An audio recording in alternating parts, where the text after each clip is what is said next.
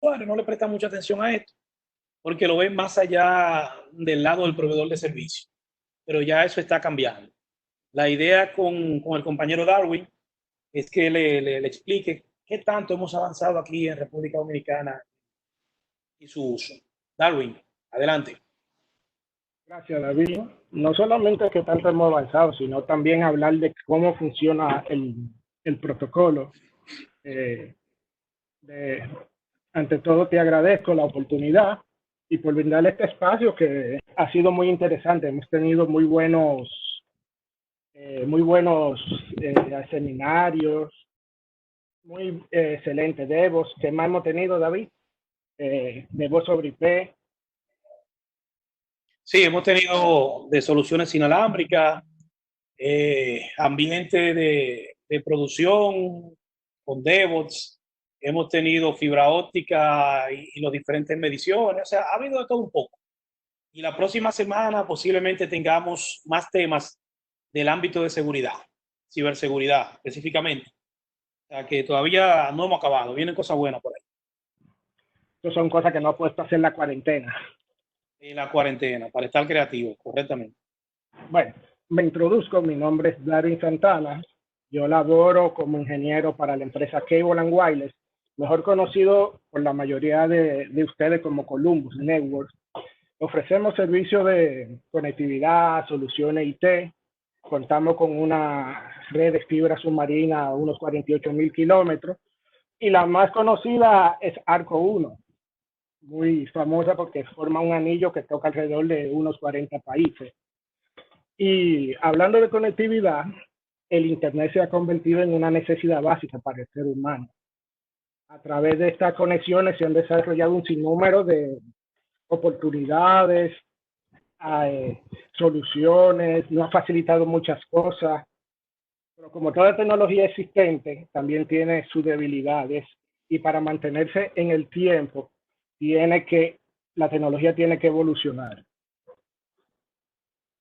Y uno de los elementos que compone el Internet que se está viendo afectado por este crecimiento es lo que se conoce como la dirección IP.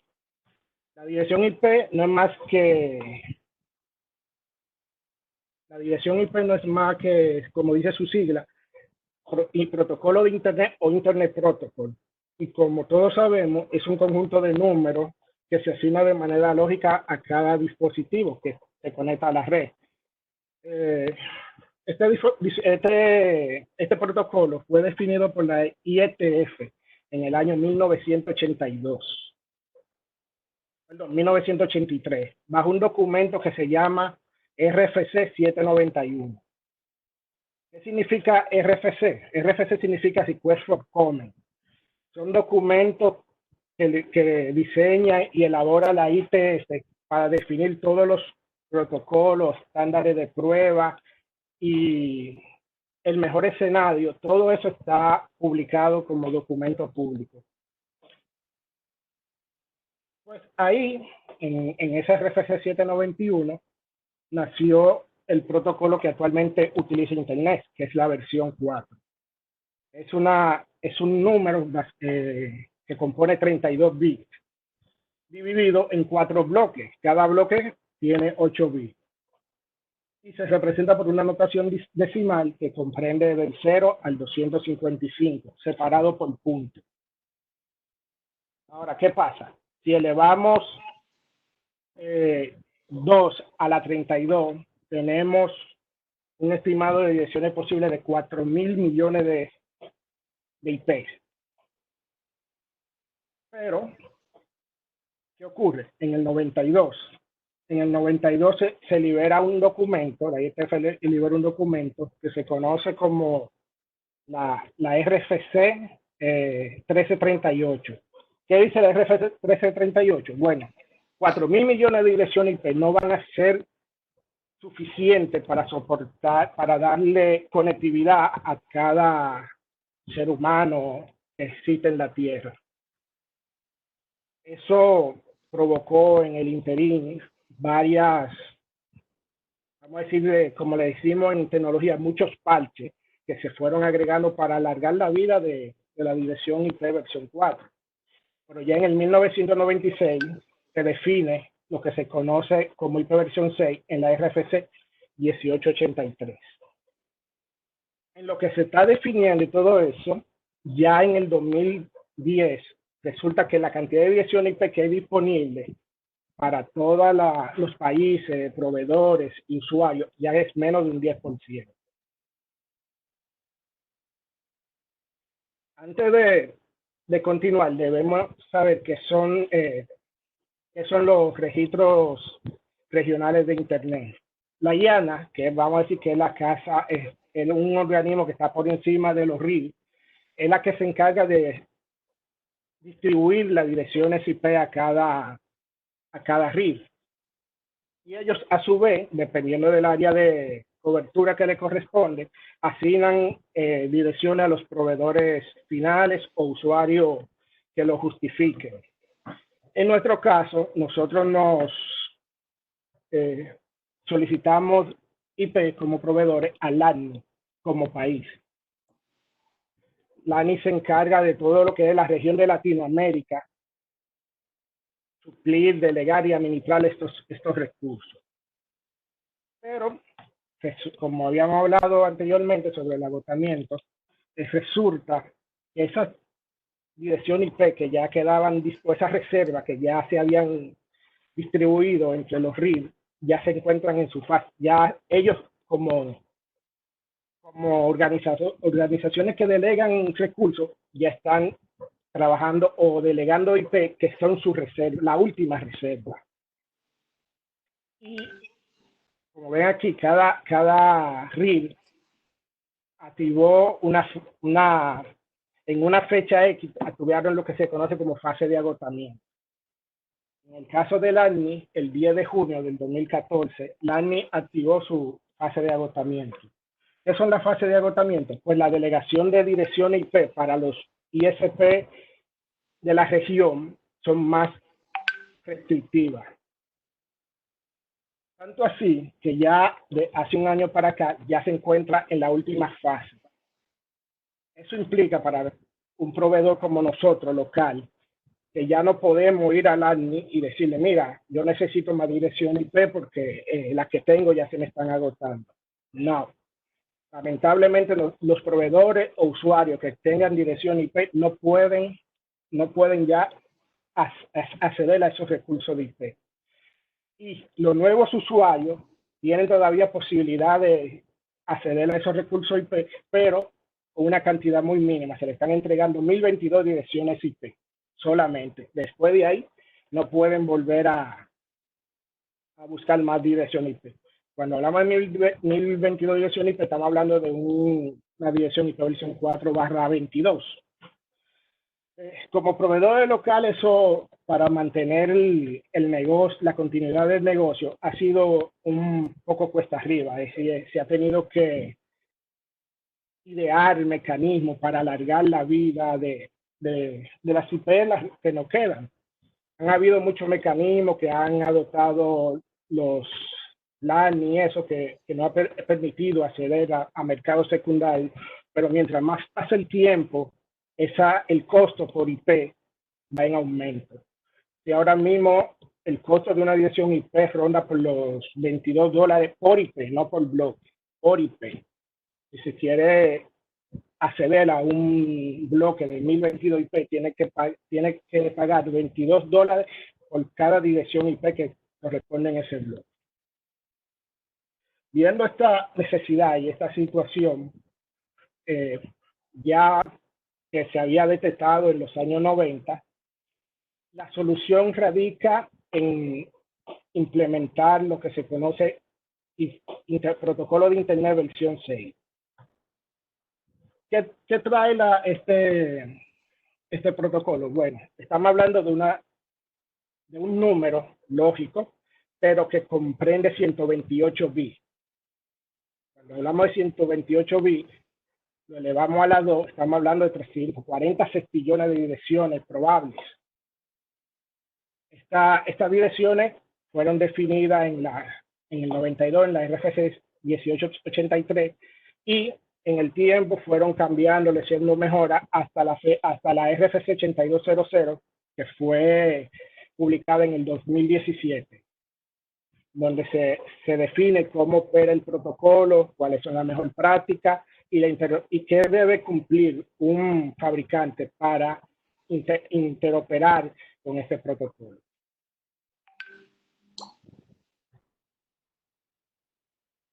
Si vemos si lo comparamos con un versión 4, estamos hablando de en cantidad de direcciones IP, una diferencia enorme.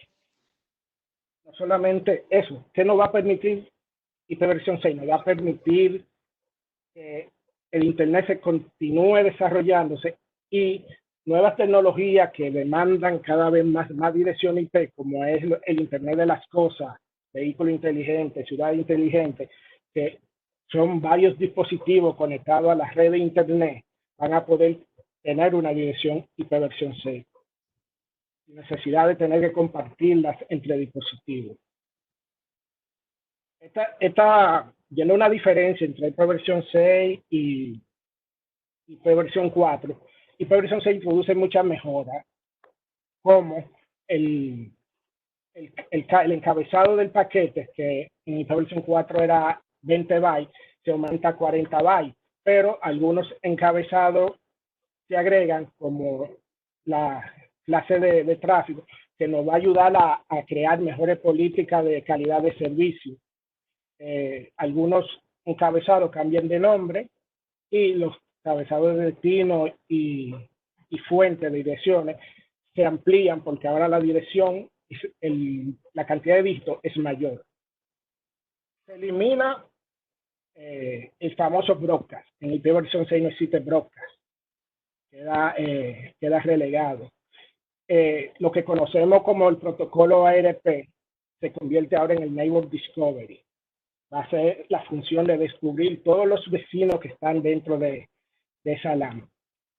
También se agrega mejora de seguridad y otros mecanismos que, si lo agrego aquí, hace un poco extensa la presentación, pero son características ya opcionales del protocolo. ¿Cómo se representa una dirección IP versión 6? Bueno, al ser un número de 128 bits, donde se divide en 8 grupos de 16 bits, y su numeración se representa usando el sistema numérico hexadecimal. ¿Qué quiere decir eso? Que cada bloque puede ser desde 0 hasta FFFF. Cada bloque puede ser una letra y un número dentro del sistema hexadecimal. Y ustedes dirán, bueno, es una dirección un poco larga, pero hay ciertos mecanismos para simplificar un poco este tamaño. Por ejemplo, todos los ceros iniciales se pueden obviar. Y vemos ahí que podemos en cada bloque empezar por eliminar el cero y empezar por el dígito. Puede ser un solo dígito. Si son 4004, podemos representarla por un 4. Cada bloque está dividido por 2 puntos. Y nos permiten también, por ejemplo, si yo tengo una dirección IP con varios ceros contiguos, yo puedo comprimirla solamente utilizando 2 puntos. Solo que este método solamente lo puedo aplicar una sola vez. No es permitido usarlo en las mismas dirección IP en 2 lugares diferentes. Ya se convierte en una dirección inválida. Otro punto que debemos de olvidar cuando hablamos de IP versión 6 y IP versión 4 es lo que se conoce como IP pública y IP privada. Esos conceptos desaparecen. Ya hay diferentes clases de direcciones IP, como lo conocemos como el unicast, multicast, anycast y reservada. La unicast tiene la parte más importante, porque se clasifican en las direcciones globales, que es lo que conocemos como en IP versión 4 como la IP pública. Para que sea una IP global, los 3 primeros bits deben empezar con 001. Luego tenemos lo que se llama enlace local. Son direcciones IP que los dispositivos se pueden autogenerar o ser asignados de forma manual y empiezan con la sigla F80. y los dígitos siguientes es generado por el equipo, pero ya después que genere esa dirección IP se queda fija. Luego tenemos las direcciones especiales, como el localhost, que es 2.1. Cuando estamos configurando una ruta por defecto, podemos decir 2.2.0. Y direcciones que no tienen ningún significado es 2.2.128.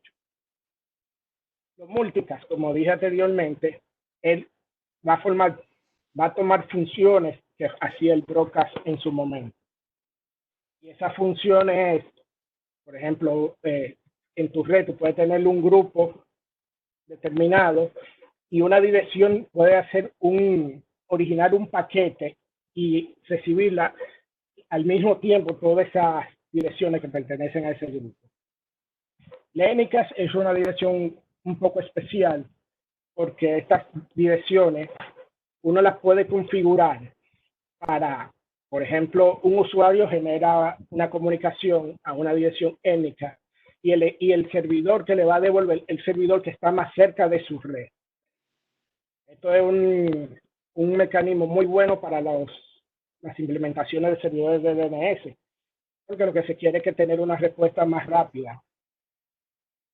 Y las reservadas, que a sinceridad todavía no sé por qué están reservadas, pero están ahí, están reservadas. Un punto importante es que en IP versión 6 se elimina lo que conocemos como el NAT. Aquí no existe el NAT. Es decir, que cada usuario que se conecta a la red va a tener una dirección global asignada y a su vez una dirección de enlace local.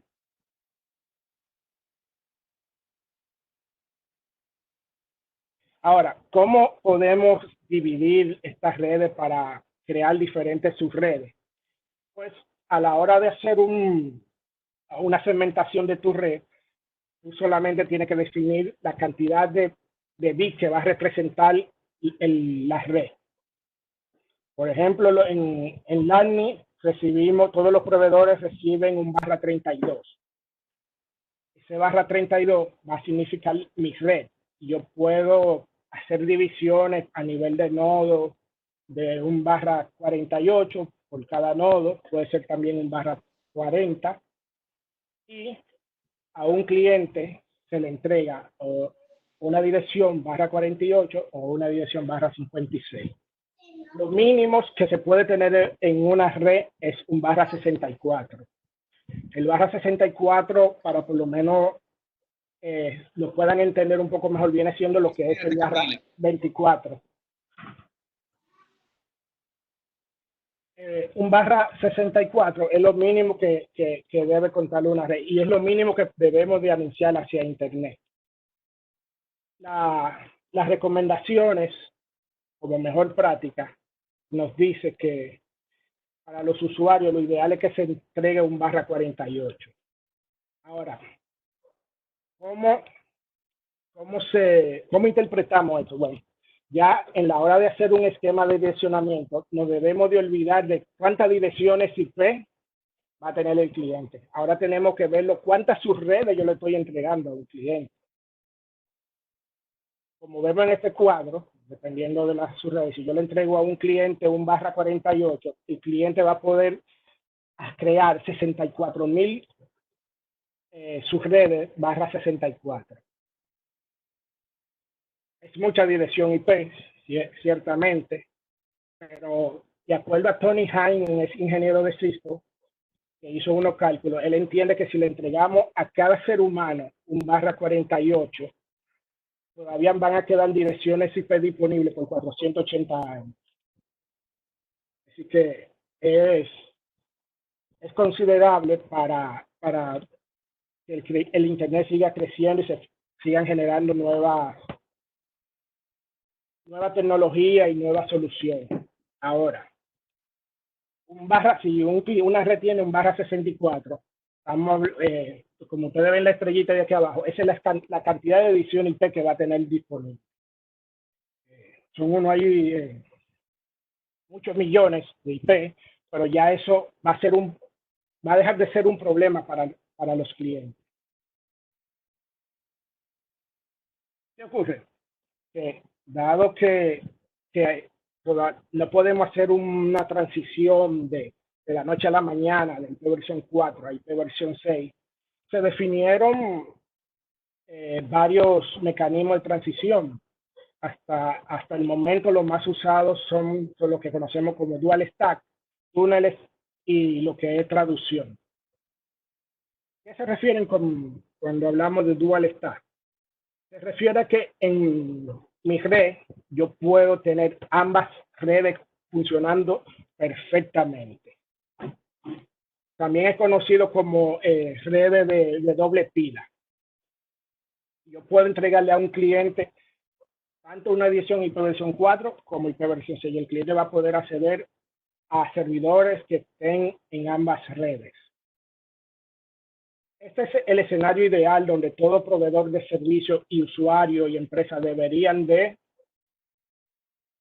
llegar, porque es una esta implementación es la que te va a permitir tener una transición a IPv 6 más transparente. Ahora, ¿qué resulta? No todos los proveedores ofrecen IPv 6 nativo. Por ejemplo, quiero mostrarle en esta configuración una configuración de una interfase donde yo tengo ambas redes funcionando sin ningún tipo de problema. En una yo declaro mi red en IPv 4 y abajo están declaradas asignada una dirección IPv 6. Ambos protocolos funcionan a la perfección y no interactúan entre ellos. Funcionan como dos islas totalmente independientes. Los ejemplos que puse aquí están basados en tipo Cisco y Junos. Ahora, ¿qué pasa si mi proveedor no me da IPv 6, pero yo quiero acceder a redes que están en IPv 6? Existe otro mecanismo que se llama túneles. Es algo parecido a VPN, donde yo puedo levantar un túnel hacia un proveedor que tenga IPv 6 y a través de ese túnel yo puedo acceder a todos los servicios que están publicados en IPv 6. Tenemos la ventaja, Hurricane Electric es un proveedor de tránsito que nos da a cualquier usuario que esté interesado crear un túnel desde tu casa. Podemos, por ejemplo, yo tengo, mi proveedor no me da IPv 6, pero yo quiero acceder a IPv 6. Entonces yo abro una cuenta aquí, ellos me pasan este cuadro que ustedes ven en la pantalla, la configuración, y con esto yo puedo levantar un túnel en IPv 6 y navegar a través de internet por IPv 6 sin ningún tipo de problema. Vamos, déjame compartir algo. Si podemos hacer un pequeño laboratorio. Dan un minuto. David, ¿se ve la consola?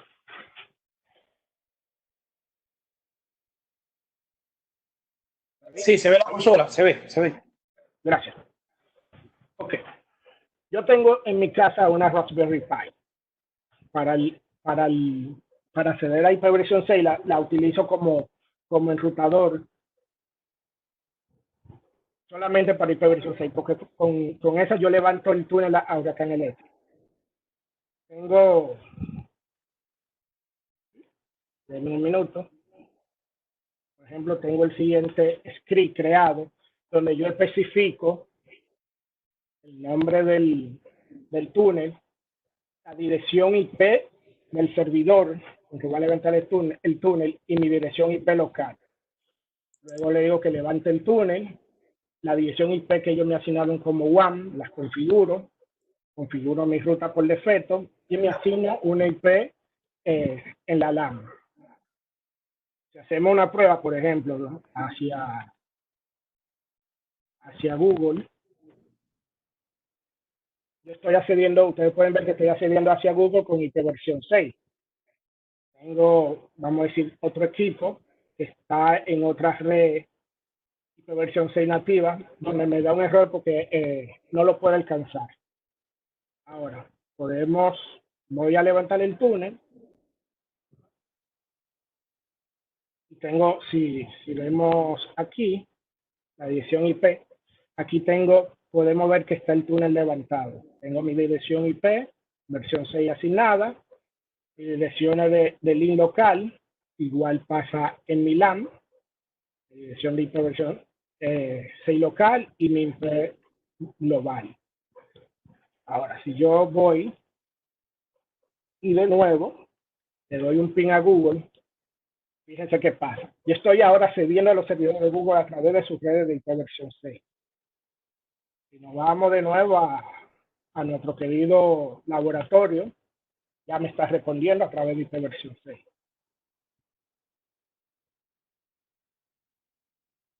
Vamos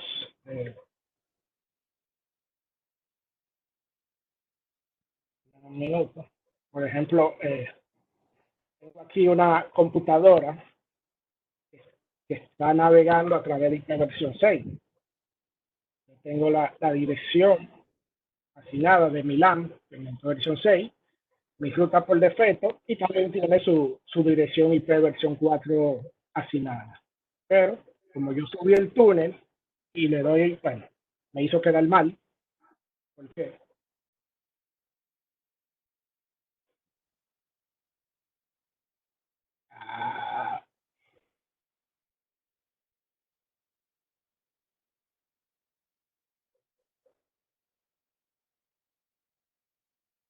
ahora sí. Pensaba que me iba a salir quedar mal, pero no.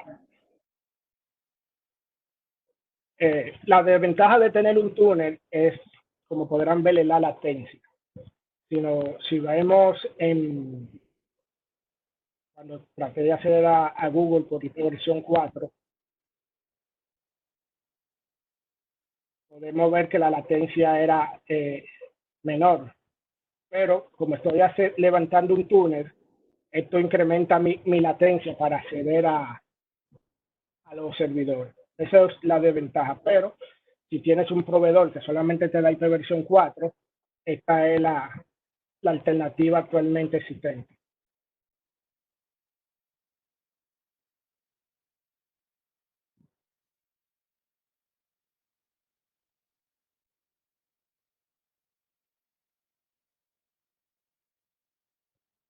Aquí tengo por ejemplo, puse la configuración que tengo en la Raspberry Pi, basado en el sistema operativo Linux. También, para los que están interesados, cuál es la configuración que deben aplicar en Windows 10. Y para nuestros amigos amantes de MikroTik, aquí también les dejo la configuración que deben aplicar si quieren levantar un túnel IP versión 6. Otro mecanismo de transición es el de traducción. Esto viene siendo como una especie de NAT, pero no un NAT que nosotros conocemos, sino un NAT a nivel de protocolo.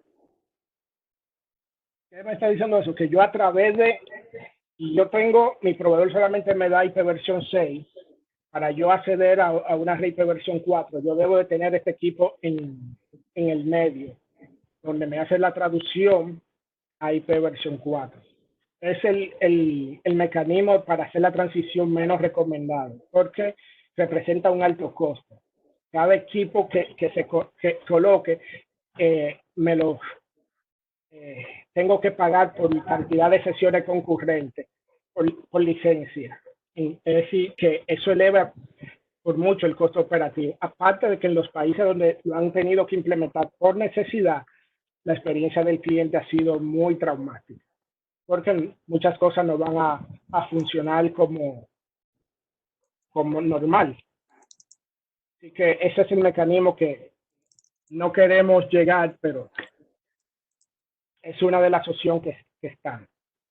Ahora se preguntarán, ¿cómo navega un cliente si tiene IP versión 4 y IP versión 6? Bueno, si tienes una computadora que está configurada con ambas redes, el cliente puede acceder a las páginas web, pero las aplicaciones, si es IP versión 6 compatible, ella va a preferir siempre la conexión a través de IP versión 6. Y esto va a ser una función independientemente del usuario. El usuario va a ser transparente. Déjame ver si esta máquina me se quiere conectar a hiperversión 6 y no me dé error otra vez.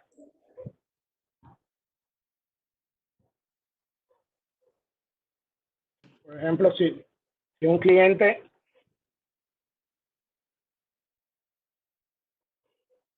está navegando, vamos a entrar al NIP.do. El NIP.do puede ser accedido tanto por hiperversión 4 como hiperversión 6. Yo tengo un plugin en Chrome donde me dice a través de cuál red yo estoy accediendo a la página. Como ven aquí, ella me está diciendo que yo pude acceder a través de hiperversión 6 y lo hice transparente, ¿no? El cliente no tiene que hacer ninguna actividad ni ninguna configuración. Solamente el servidor que está publicando la página debe tener en su DNS o en su dominio. Disculpen, que aquí el servidor está un poco remoto.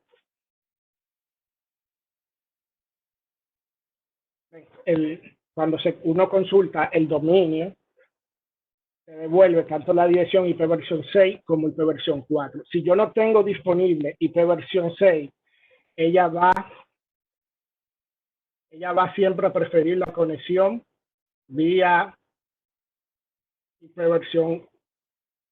Perdón, si no tengo conexión vía IPv 6, siempre va a preferir IPv 4, pero la más importante o la que le da prioridad es todos los servicios que se puedan conectar a través de IPv 6.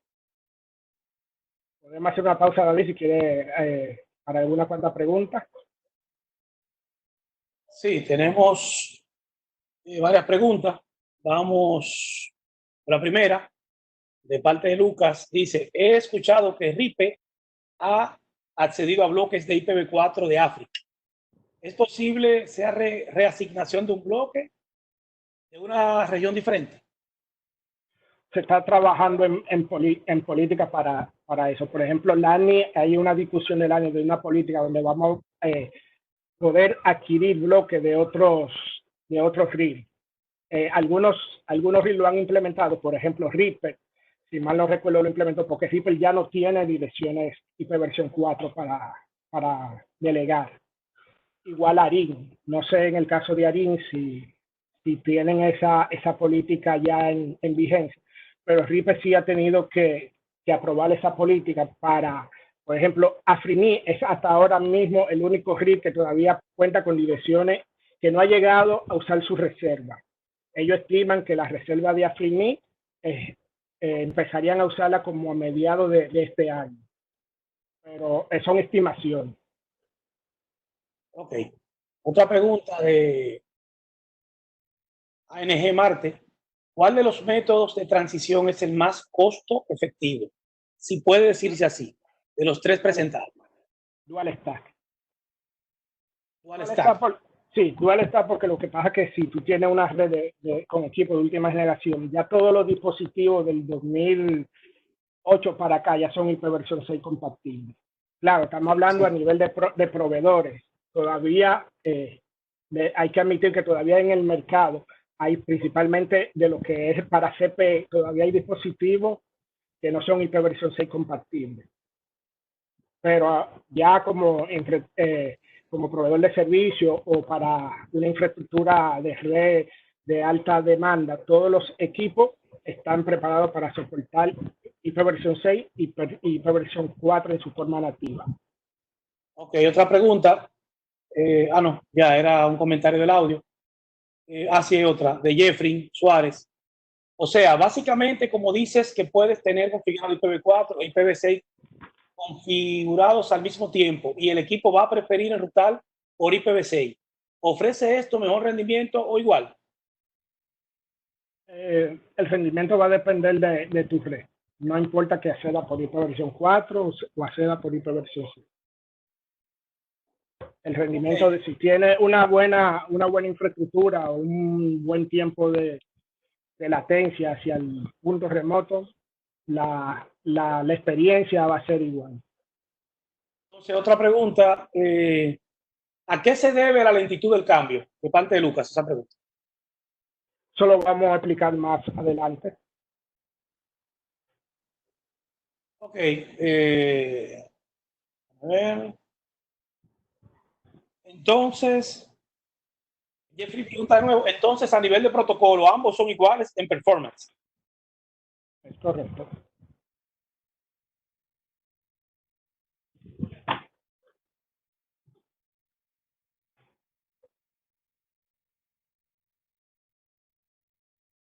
Ok, ya Correcto, podemos, sí, podemos continuar.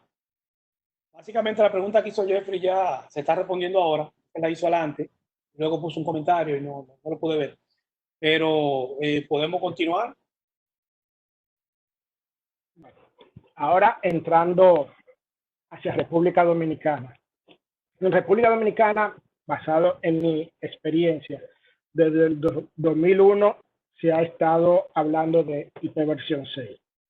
Claro, los accesos de IPv 6 ha sido a través de túneles porque todavía en esa fecha ningún proveedor ofertaba IPv 6 de forma nativa.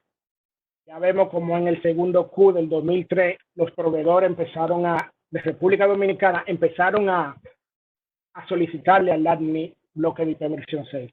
Luego siguieron en el 2004-2005 otras proveedoras, pero cuando iniciaron la fase de agotamiento, la ANI adoptó una política donde todo el que solicitaba IPv 4 tenía por obligación también solicitar un bloque de IPv 6. Por eso ya vemos ya que en la gráfica ya la demanda de división IPv 6 aumenta.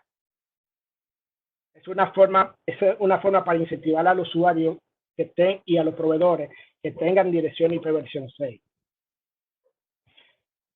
Más o menos a mediados del 2011 ya Indoctel empieza a poner carta en el asunto y empieza a prepararse en conjunto con la ANI varios seminarios para los proveedores y recomendaciones.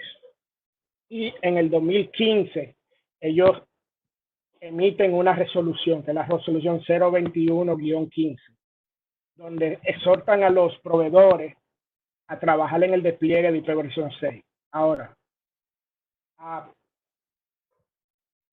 viendo esta resolución, resulta que la resolución no es mandatoria, es solamente una exhortación, pero no obliga a ningún proveedor a que tenga IPv 6 desplegado en su red. Lo dejan ya al criterio de cada ISP.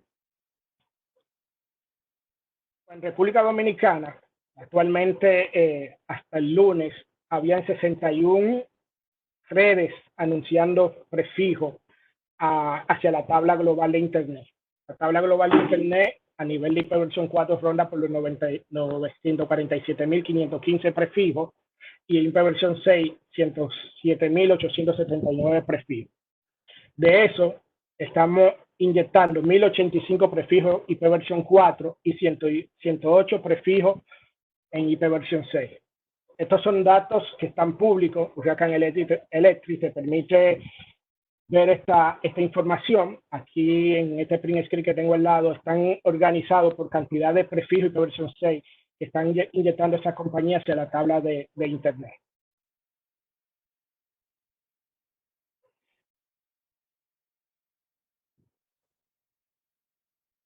Google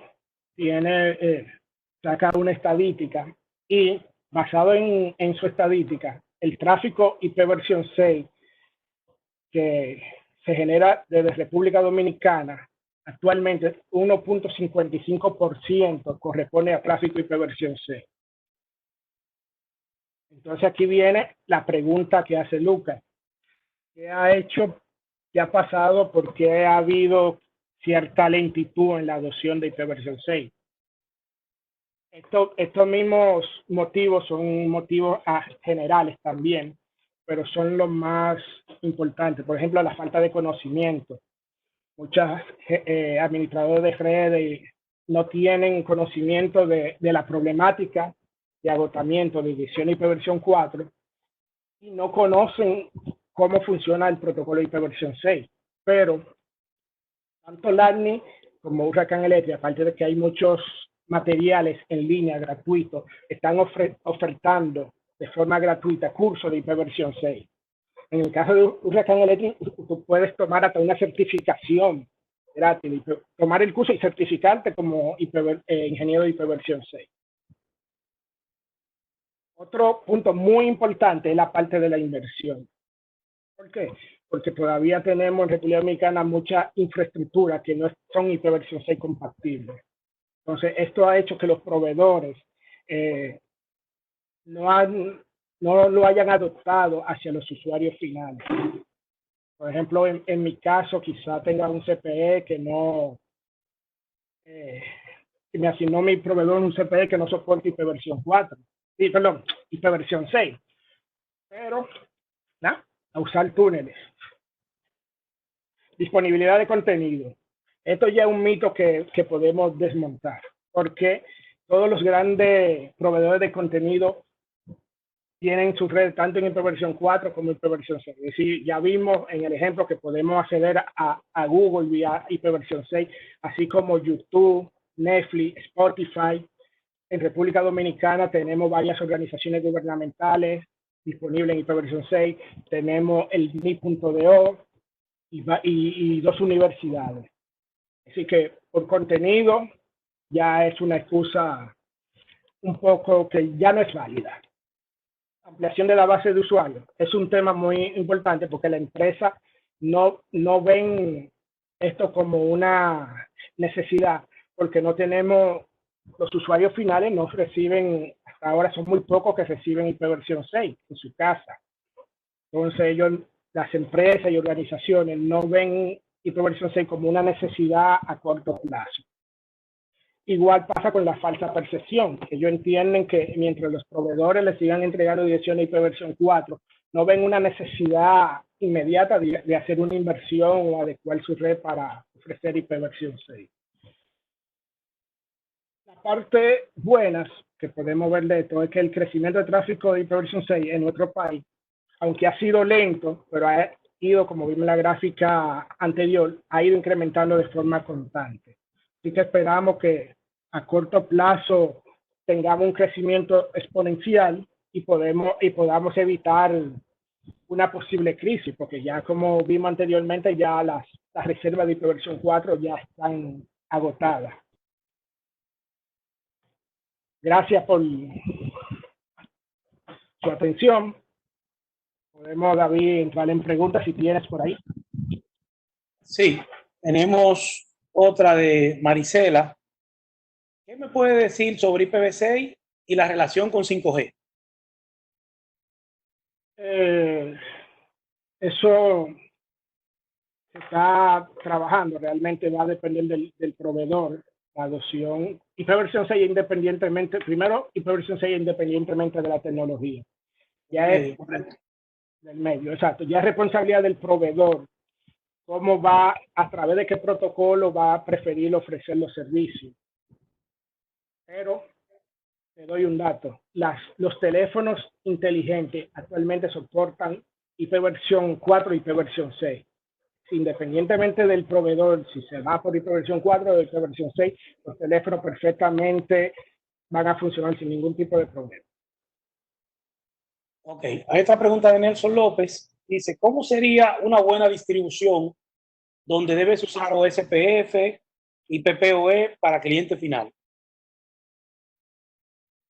Va a depender mucho de tu criterio de diseño, pero las mejores prácticas dicen, por ejemplo, en el caso de OSPF puedes tener tus redes internas anunciándose propagándola por OSPF, y hacia el internet utiliza BGP.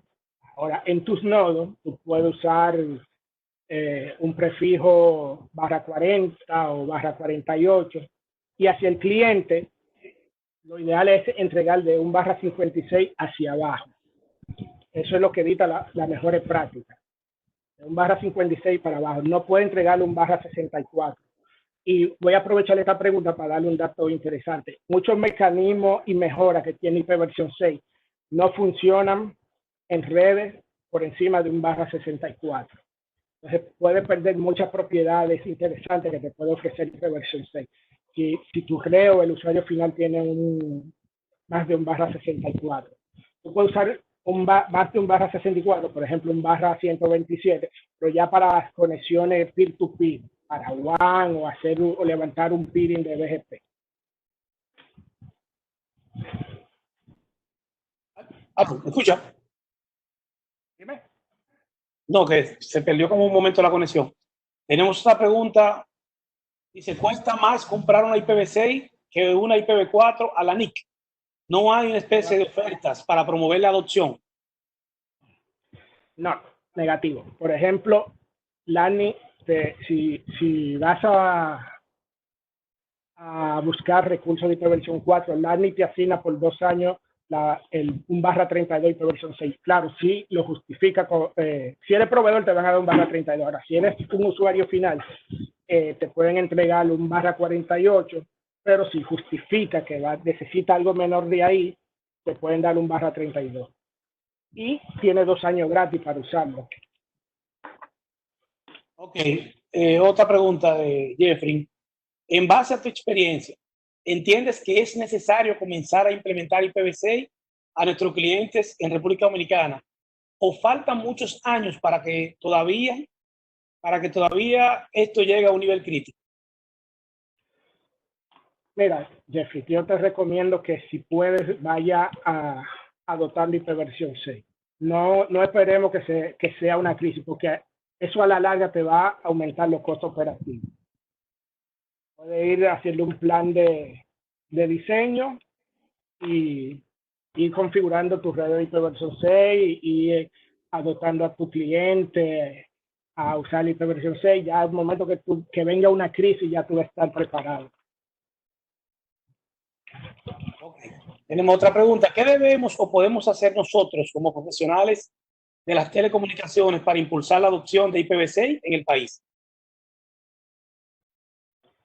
Oye, excelente pregunta. Porque por ejemplo, no el empresariado, sino muchos encargados de tecnología, por desconocimiento, se niegan a adoptar IPv6, 6, incluso teniendo una necesidad real de servidores virtualizados que requieren más y requieren más IP. Entonces, como profesional, lo ideal es ir orientando al ingeniero de tecnología y crear un plan de trabajo donde, mira, vamos a ir preparando tus equipos para ir haciendo un plan de direccionamiento de hiperversión 6. Y si el cliente tiene tecnología, equipo del 2008 para acá, esa implementación se puede realizar sin ningún tipo de costo. Solamente tiene que ir a tu proveedor local y solicitar que te asignen un bloque de dirección hiperversión 6. Y ya en base a eso puede ir preparando tu red para ofrecer los servicios por hiperversión 4 y hiperversión 6. Bueno, tú sabes, Darwin, que como en la vida, los cambios a veces tienen resistencia y más cuando las cosas están funcionando. O sea, quizá el mismo ser humano, así igual cuando van a cambiar un sistema en una empresa, si el viejo, aunque sea malo, funcionaba, tú le puedes traer mejor y toca pasar ese pequeño parto de implementación para que luego confíen en el programa y vean los resultados. Pues quizá, en mi opinión personal, en IPv6 pasa un poquito lo mismo, como todavía a los clientes finales les funciona, pero sobre todo los proveedores de servicios, que son los que venden Internet aquí, los ISP, en su mayoría, no he visto por lo menos una campaña de educación hacia los usuarios sobre este tema, por lo menos de manera pública, vamos a decir, ¿verdad? Cada quien se siente cómodo, porque tú te conectas en tu casa tranquilo, no se sabe si tú estás haciendo un tunneling, que obviamente el proveedor por allá tiene sus rejuegos, pero realmente el key del asunto lo tienen los proveedores de servicio. No sé si estás de acuerdo conmigo. Sí, en parte sí, porque es un tema de que la empresa, los ISP, se acerquen a su cliente y le orienten y le enseñen que pueden ofrecer, que pueden a través de mi red, pueden navegar usando IPv 6 y sus redes y su IPv 4 sin ningún tipo de problema. Eso que tú comentas, David, eso es parte de la falsa percepción que tiene el usuario, lamentablemente. Entonces, como buenos dominicanos que somos, tú sabes que ponemos candado después que nos roban. Mira, otra pregunta de Lucas. ¿Cuáles son las medidas de seguridad a tomar para redes con IPv6? Aplican igual que en IPv 4. Sí, él lo dice porque ya que el NAT desaparece. Lo que pasa es que hay que entender que el NAT no es un mecanismo de seguridad. Eso es falso. No te garantiza seguridad. El NAT solamente fue algo que se creó para alargarle la vida a IPv 4. Pero y trae el otro problema también. Y traerle unos problemas que se han ido resolviendo con el tiempo. Sí, pero ese tipo de problemas que viene a resolver IPv 6. Sí. Bueno, Darwin, nada, te agradecemos por tu participación con un tema que se ve como la complejidad, pero lo explicaste muy bien, muy detallado, con citas muy adaptadas al país, donde el que quiera ver más información, ahí estaban los URL. Les recordamos que esta presentación fue grabada, está siendo grabada y la pueden acceder a través de la página netsupply.com.do en la sección entrenamientos. Estarán ahí a partir de mañana, pero ya todas las anteriores están publicadas. Ya no hay más preguntas y nos vemos mañana con la charla de la segunda parte de The Bots. Esta charla le invito al que no pudo ver la primera, que la vea porque mañana viene plato fuerte. La de mañana es 100% práctica. O sea, mañana se va a montar un ambiente en producción para hacer esos laboratorios en vivo. Así que nos vemos mañana con la charla de bots. Gracias por su asistencia. Darwin. Gracias, David, a todos por la asistencia. Ok, bye.